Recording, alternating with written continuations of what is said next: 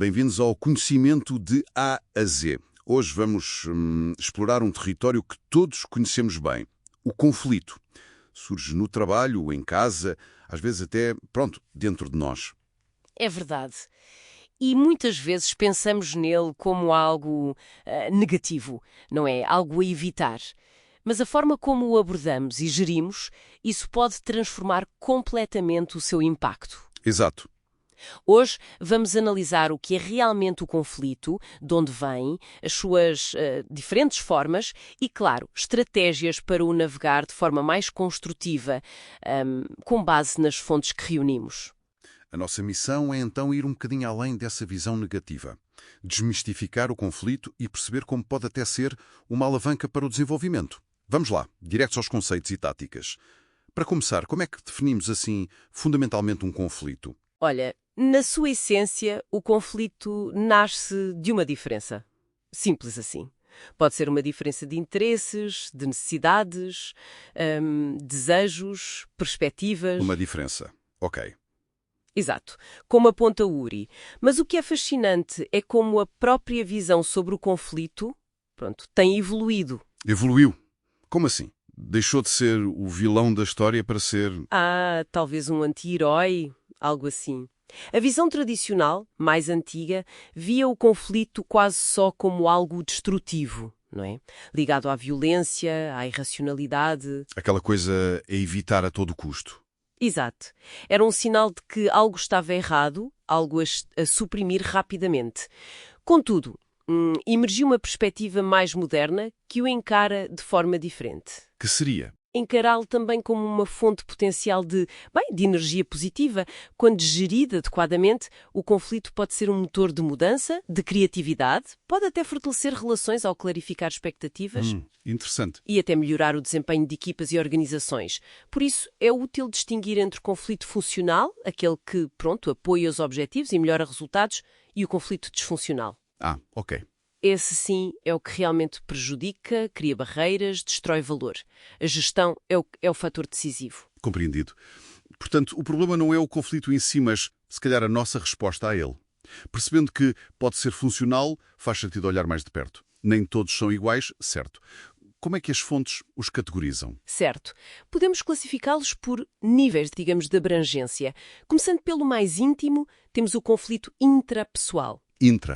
Dentro de nós. Isso mesmo. É a nossa luta interna, a indecisão perante escolhas difíceis. Aceito aquela proposta de emprego? Mudo de cidade. Aquela vozinha que debate connosco. Sim. Essa batalha interior que todos travamos de vez em quando. Precisamente. Subindo um nível, encontramos o conflito interpessoal. Este entre duas pessoas. O clássico. Exato.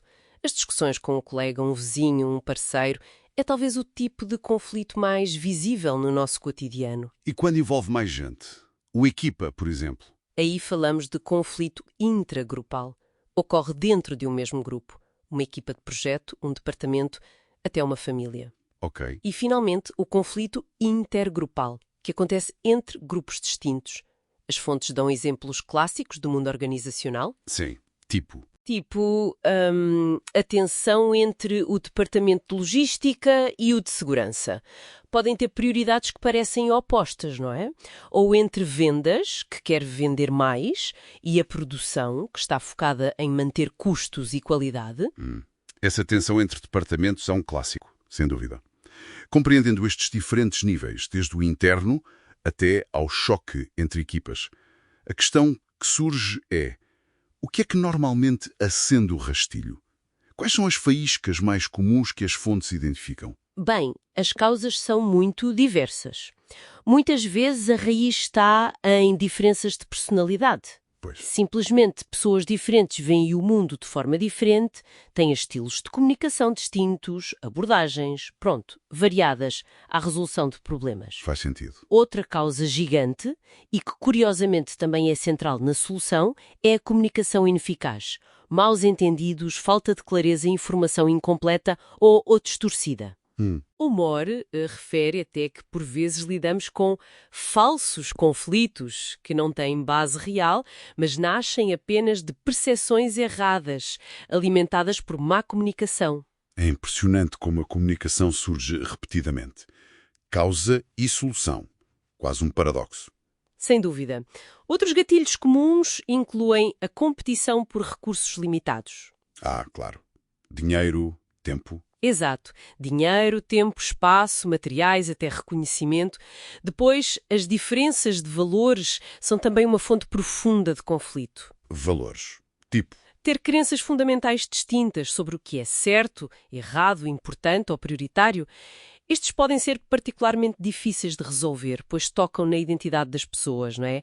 Valores como poder, segurança, tradição, tudo isso entra aqui. No contexto mais estruturado, no trabalho, que outras causas surgem? No ambiente organizacional, a definição ambígua de papéis e responsabilidades é um terreno fértil para conflitos. Quando não se sabe quem faz o quê? Precisamente. Quando não está claro quem faz o quê, quem decide sobre o quê ou quem tem autoridade, a confusão e o atrito são quase inevitáveis. A interdependência nas tarefas também é um fator. A depender dos outros. Sim, se o meu trabalho depende do teu e tu falhas, o conflito pode surgir rapidamente. Pensemos nos trabalhos de grupo na faculdade ou em projetos complexos nas empresas. Certo. E, por fim, a própria estrutura organizacional pode ser uma causa. A forma como a empresa está desenhada por funções, por projetos, matricial, pode inerentemente criar pontos de tensão. Portanto, um leque vasto de potenciais origens. Se, como vimos, o conflito não é inerentemente mau e pode até ser útil, então geri-lo eficazmente torna-se uma competência crítica. Não é só apagar fogos, é mais estratégico, não é? Exatamente. A gestão de conflitos eficaz transforma potenciais crises em oportunidades. A nível pessoal, aprender a navegar discordâncias de forma construtiva é uma forma poderosa de desenvolvimento. Aprendemos sobre nós, sobre os outros, melhoramos a nossa comunicação, a resiliência. E para as organizações? Para as organizações, uma boa gestão de conflitos pode desbloquear a inovação, porque ideias diferentes são confrontadas e refinadas, pode melhorar a tomada de decisão ao considerar mais perspectivas e otimizar processos. E o reverso da medalha, a má gestão, que consequências traz? Os custos da má gestão são pesados e muito reais. Falamos de perda de tempo e produtividade, horas gastas em discussões que não levam a lado nenhum. Pois. Desmotivação, baixo moral, aumento do stress, problemas de saúde até, deterioração das relações de trabalho, decisões de má qualidade, porque a informação não fluiu, as pessoas evitam discordar. E em casos piores? Em casos mais graves, pode levar a comportamentos de sabotagem, aumento do absentismo, até greves. O impacto, quer financeiro, quer emocional, pode ser devastador. As apostas são altas e isso leva-nos naturalmente à questão prática. Como é que se gera o conflito? Existem abordagens ou estilos diferentes? Aqui entramos nas ferramentas, certo? Sim, entramos nas ferramentas e também nos estilos pessoais. Há um modelo muito útil, baseado em autores como o Torrego Sejo, que identifica 5 estilos principais de gestão de conflitos. Estes estilos são geralmente vistos em 2 dimensões-chave. A assertividade, que é o grau em que tentamos satisfazer os nossos interesses, e a cooperação, que é o grau em que tentamos satisfazer os interesses do outro. Assertividade e cooperação, certo? Quais são esses 5 estilos? Primeiro, a competição. É o estilo ganhar-perder. Alta assertividade, baixa cooperação. O foco é impor a própria solução, vencer a todo o custo, muitas vezes à custa da outra parte da relação. O estilo mais agressivo, digamos. Pode ser visto assim. Depois temos a acomodação. É o oposto. Perder-ganhar. Baixa assertividade, alta cooperação. Aqui cedemos aos interesses do outro, sacrificando os nossos. Pode ser útil para manter a paz em questões menores, mas, pronto, é prejudicial se for o padrão. Entendido. E o terceiro? Em terceiro, é a evitação. Perder-perder. Baixa assertividade, baixa cooperação. É fugir do conflito, adiar, ignorar, não se aborda o problema, espera-se que desapareça. O que raramente acontece com coisas importantes. Varrer para debaixo do tapete. Basicamente. Em quarto, o compromisso. Fica ali a meio caminho. Às vezes visto como um perder-perder parcial ou um ganhar-ganhar mínimo. Procura-se uma solução rápida e aceitável para ambos, onde cada um cede um pouco. É pragmático, mas pode não ser a solução ótima e não resolve as causas de fundo. Uma solução de recurso, talvez. muitas vezes. E, finalmente, a colaboração. O ideal ganhar-ganhar. Alta assertividade e alta cooperação. O melhor dos mundos. Em teoria. Aqui, o esforço é trabalhar juntos por encontrar uma solução que satisfaça plenamente os interesses de ambas as partes. Exige mais tempo, confiança, comunicação aberta, para ir além das posições iniciais e descobrir as necessidades reais de cada um. 5 estilos. Parece que a verdadeira mestria não está em dominar só um, mas na flexibilidade, não é? Saber ler a situação e escolher a ferramenta certa para aquele momento. Como saber qual usar? Exatamente essa a chave, a flexibilidade e a adequação ao contexto. Não há um estilo universalmente melhor, todos têm o seu lugar. Certo. A colaboração é excelente para questões complexas, importantes, onde a relação é valiosa e há tempo. A competição pode ser necessária em emergências ou quando temos a certeza de estar corretos numa questão ética crucial. Ok. A acomodação funciona bem quando percebemos que erramos ou quando a questão é muito mais importante para o outro e queremos preservar a relação. A evitação pode ser útil para questões triviais ou para ganhar tempo, acalmar os ânimos. E o compromisso é prático quando o tempo é curto ou um acordo parcial é melhor que nada. A inteligência está em adaptar o estilo. Além destes estilos mais pessoais, que estratégias ou processos mais formais existem? Especialmente quando as partes não conseguem resolver sozinhas. Existem várias abordagens. A negociação é o processo mais direto, onde as partes tentam chegar a um acordo pela discussão. Dentro da negociação, as fontes destacam 2 abordagens principais. E quais são essas abordagens à negociação? Temos a negociação distributiva. É a lógica clássica do bolo fixo. O que um ganha, o outro perde. Isso é um jogo de soma zero. Foca-se nas posições, o que cada um diz que quer, e tende a ser mais competitiva. Por outro lado, temos a negociação integrativa ou colaborativa. A tal do ganhar-ganhar. Exatamente. Aqui a filosofia é aumentar o bolo antes de o dividir. Procura-se criar valor, encontrar soluções que beneficiem ambos. O foco está nos interesses subjacentes, as necessidades, preocupações por trás das posições. Exige mais confiança, partilha de informação, criatividade. Essa distinção entre lutar por uma fatia maior, distributiva, e tentar fazer um bolo maior para todos, integrativa, parece fundamental. Mas nem sempre a negociação direta resulta, certo? Correto. Quando as partes não conseguem chegar ao acordo sozinhas ou a comunicação está muito degradada, pode ser útil recorrer a um terceiro neutro. Uma opção é a mediação. Mediação. Um terceiro. Sim, um terceiro imparcial, o mediador. Ele não tem poder para impor uma decisão, mas facilita a comunicação entre as partes. Ajuda-as a clarificar os problemas, a explorar opções e a encontrar a sua própria solução. O controle do resultado final fica nas mãos das partes. Ah, ok. O mediador guia, não decide. Precisamente. É muito usado, por exemplo, em mediação escolar por pares, onde alunos ajudam colegas a resolver disputas. Interessante. E se mesmo assim não houver acordo? Ou se for preciso uma decisão definitiva? Nesse caso, entra a arbitragem. Aqui, o terceiro neutro, o árbitro, ouve as argumentações de ambas as partes e, ao contrário do mediador, toma uma decisão que resolve o conflito. Aqui já há uma decisão imposta. Sim. E essa decisão é frequentemente vinculativa, ou seja, as partes concordaram previamente em aceitá-la. A arbitragem tende a ser mais formal, foca-se mais no passado, quem teve razão, quem errou, e resulta tipicamente num vencedor e num perdedor. É mais comum em disputas contractuais ou laborais mais sérias. Percebe-se a diferença crucial. O mediador ajuda as partes a decidir, o árbitro decide por elas. Falámos de como resolver. Mas o ideal seria nem chegar lá, não é? Ou pelo menos reduzir a frequência e a intensidade. Que estratégias de prevenção as fontes apontam? A prevenção é vital. E, mais uma vez, a comunicação surge como pilar central. Promover uma comunicação clara, aberta e assertiva é fundamental. De novo a comunicação. Sempre.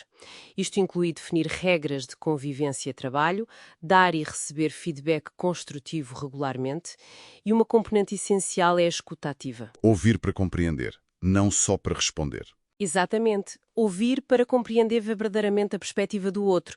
Manter um diálogo aberto e uma abordagem amigável, como sugere a fonte 4, faz maravilhas. Parece mesmo o canivete suíço da gestão de conflitos. Que mais ajuda na prevenção? Uma definição clara de papéis e responsabilidades reduz significativamente a ambiguidade e as potenciais fontes de atrito no trabalho.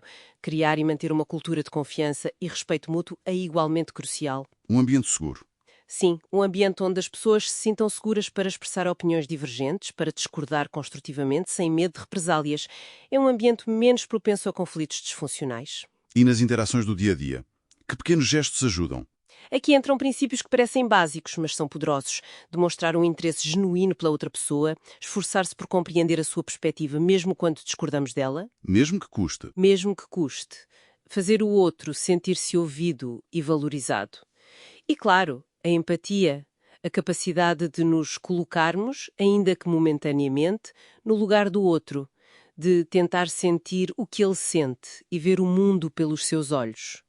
Muitos princípios, do Dale Carnegie, mencionados nas fontes, alinham-se perfeitamente com isto. Tudo isto de escolher o estilo certo, negociar, comunicar bem, mostrar empatia parece exigir muito mais do que conhecer as técnicas.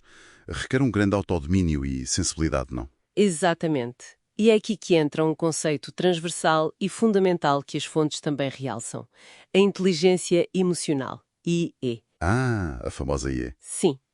Gerir conflitos eficazmente depende menos de seguir um guião e mais de aplicar a inteligência emocional em tempo real. De que forma específica é que a IE entra aqui? A IE manifesta-se em várias competências-chave. Primeiro, a autoconsciência, a capacidade de reconhecer as nossas próprias emoções à medida que surgem, perceber os nossos padrões de reação, os nossos gatilhos emocionais. Conhecer-nos a nós próprios. Exato. Ferramentas como a janela de Johari, mencionada numa das fontes, podem ajudar. Sem saber o que se passa connosco, é difícil gerir a situação. Segundo, o autocontrolo. Gerir as emoções. Isso, uma vez conscientes das emoções, a capacidade de as gerir, de não reagir impulsivamente no calor do momento. É pensar antes de falar ou agir, evitar escalar o conflito. Aquele conselho do Mark Twain de escrever a carta zangada e não enviar. É um exemplo clássico. Sim, sim. Terceiro, a empatia, que já falámos na prevenção, mas é igualmente crítica durante o conflito. É a capacidade de sintonizar com o estado emocional do outro, compreender a sua perspectiva, mesmo que não concordemos. Tentar genuinamente ver as coisas do ponto de vista da outra pessoa. Colocar-me-nos nos sapatos do outro. Exatamente. E, finalmente, as habilidades sociais. Usar a nossa consciência de nós e dos outros para gerir as interações de forma eficaz. Isto inclui comunicar de forma clara e persuasiva, eticamente, claro, construir rapport, confiança, ouvir ativamente, colaborar, encontrar pontos em comum. Portanto, a inteligência emocional não é um extra. É a base. É o que permite aplicar o conhecimento na complexidade das interações humanas. Precisamente. Sem essa base emocional e relacional, as técnicas podem parecer mecânicas ou até manipuladoras e falhar em resolver a raiz do problema. Fazendo um balanço desta nossa análise, começamos por desafiar a visão negativa do conflito, percebendo o seu potencial. Exploramos os níveis, as causas, vimos a importância da gestão ativa, os custos da negligência. Mergulhamos nos estilos, nas estratégias como negociação, mediação, arbitragem. E concluímos com o papel central da inteligência emocional. O que sobressai para mim é como as práticas mais eficazes de gestão de conflitos se baseiam, no fundo, em princípios intemporais de boas relações humanas. Mostrar interesse genuíno, praticar a escuta profunda, valorizar a pessoa mesmo quando discordamos, fazer um esforço sincero para ver o mundo através dos seus olhos. Não é só aplicar técnicas, é cultivar uma atitude. Cada vez mais interdependente, onde colaboramos constantemente, será que o próximo passo na mestria da gestão de conflitos não passará menos por sermos apenas bons bombeiros a apagar fogos e mais por sermos arquitetos proativos? Arquitetos, como assim? Ou seja, será que a capacidade de antecipar zonas de conflito potenciais e desenhar ativamente mecanismos, processos, protocolos, espaços de diálogo para os gerir construtivamente antes que escalem, não se tornará tão ou mais crucial do que a própria resolução reativa? Essa é uma pergunta excelente e aponta para um futuro desejável. Mover o foco da gestão de conflitos de uma postura reativa para uma mais proativa, preventiva, integrada na própria estrutura e cultura, é sem dúvida um caminho para ambientes mais saudáveis e produtivos. E com essa ideia de arquitetura proativa de relações, chegamos ao fim desta nossa análise sobre a compreensão e gestão de conflitos. Esperamos que as ideias e ferramentas discutidas sejam úteis para navegar estas situações, inevitáveis da vida. Lembrem-se que gerir conflitos eficazmente é uma competência que se aprimora com a prática, a reflexão e, sobretudo, com uma consciência crescente de nós mesmos, dos outros e das dinâmicas em jogo. Há sempre mais para descobrir e aprender. Explorem outros temas aqui no Conhecimento de A a Z. Até à próxima.